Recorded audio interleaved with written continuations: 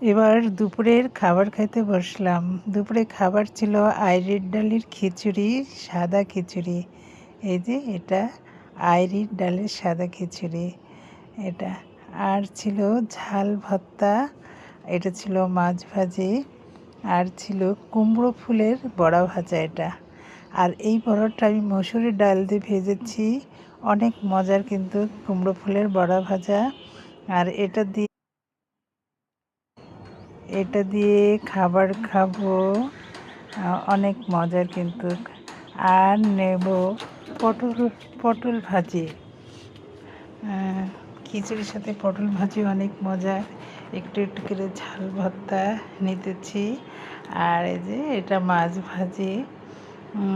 আসলে খিচুড়ির সাথে সব ভাজি তো অনেক মজার লাগছে খাইতে। আয়ের ডালের খিচুড়ি অনেকেই খাননি।